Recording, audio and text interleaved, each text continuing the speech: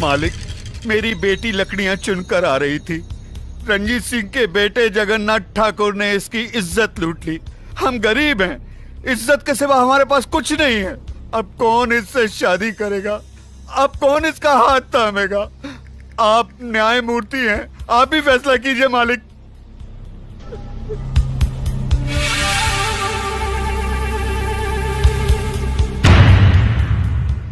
इस बात का कोई चश्मदीद गवाह है? मैं हूँ मालिक। तुम्हारा पायल से कोई रिश्ता है? जी हाँ, मैं इसकी काकी हूँ। तो फिर तुम्हारी गवाही नहीं मानी जाएगी। गवाही सिर्फ उसकी मानी जाएगी जिसने अपनी आंखों से देखा है, लेकिन इस लड़की के खानदान से उसका कोई रिश्ता ना हो। है कोई ऐसा साक्षी, ऐसा गवाह?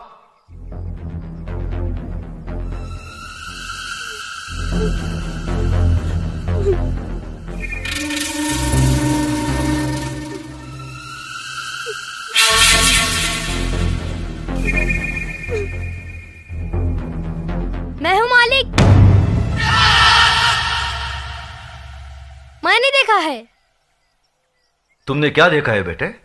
मैंने देखा कि ये इस दीदी को जबरदस्ती अपने कंधे पे उठाकर पंपशीट में ले गया और दरवाजा बंद कर दिया। ये बचाओ बचाओ चिल्ला रही थी, मगर वहाँ कोई नहीं था।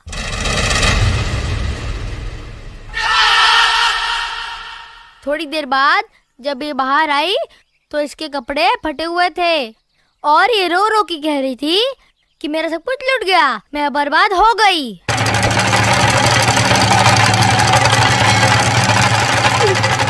जगन्नाथ, कमीने कुत्ते, तूने इन गरीबों को क्या समझा है? ये वो गरीब मजदूर हैं जिनके खून पसीने की बरकत से हमारी धरती पर हरियाली जागती है। हमारे सर पर जमींदारी का ताज इन्हीं गरीबों की बदौलत है, जिसके बदले में उन्हें 2 वक्त की रोटी, 2 गज की चादर मिलती है। और तूने उसी चादर में घुसकर इस गरीब की इज्जत लूट ली।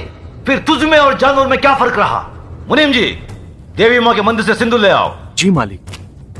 पायल, तुम इधर आओ।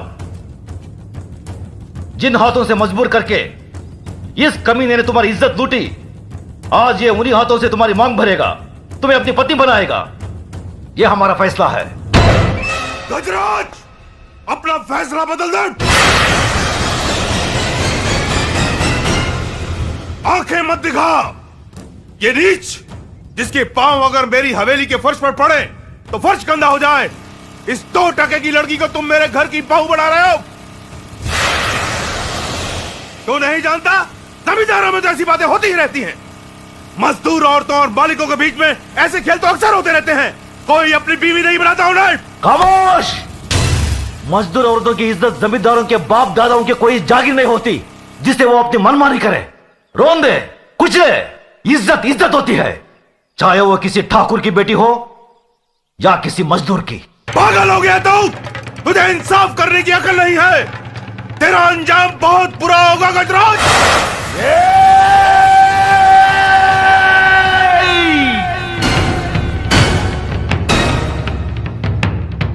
इसके आगे एक लफ्ज भी बोला तो जुबान खींच लूंगा। तेरी औकात मेरे सामने खड़े होने की भी नहीं है और तू मुझे ललकारता है। गजराज ठाकुर ने कभी किसी अंजाम की परवाह नहीं की। अगर परवाह की है तो सिर्फ अपनी आन, इंसाफ, अखलाक और ईमान की। इस लड़की के जन्म, जात, नाम, इसकी कोई अहमियत नहीं है हमारी नजर में। अहमियत है तो सिर्फ इसकी इज्जत, इसकी पवित्रता की। जगन्नाथ, मांग भर इसकी। गजराज!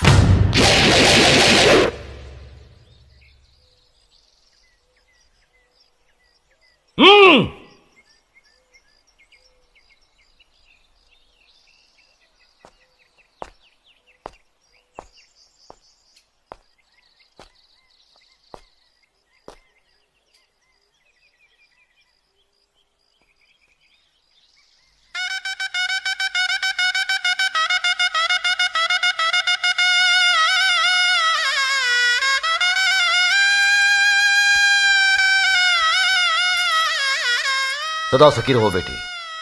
जगन्नाथ, अगर तुमने इसे कोई तकलीफ दी तो हमसे बुरा कोई नहीं होगा।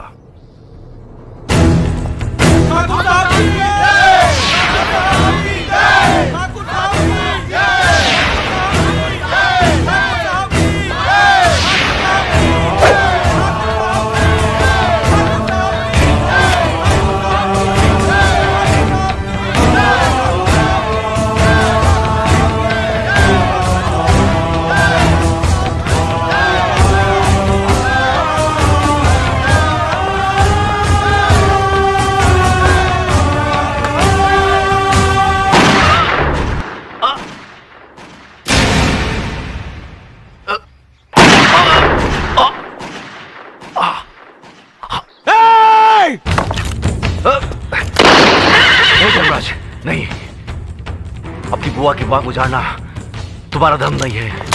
बाबूजी, बाबूजी! भैया! मेरे भाई को मार डाला, मेरे देवता समान भाई को मार डाला। ये क्या किया तुमने? ये कैसा अनर्थ किया?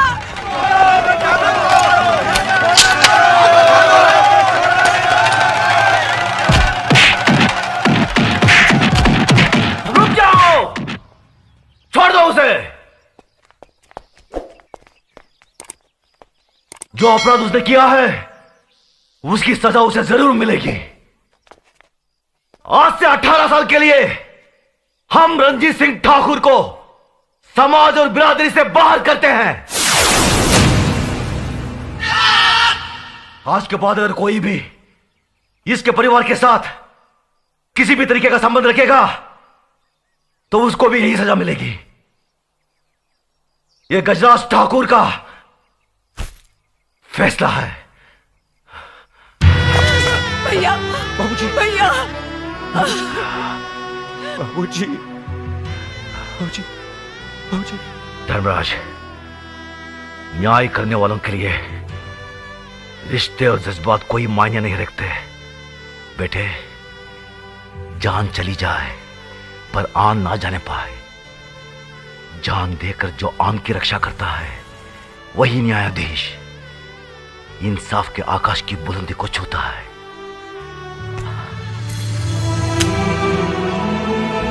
बाबूजी! धर्मराज, जी बाबूजी!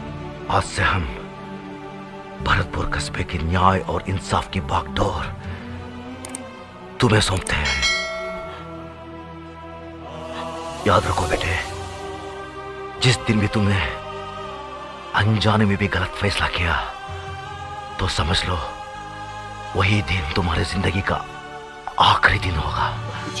बाबूजी! बाबूजी! भैया! बाबूजी!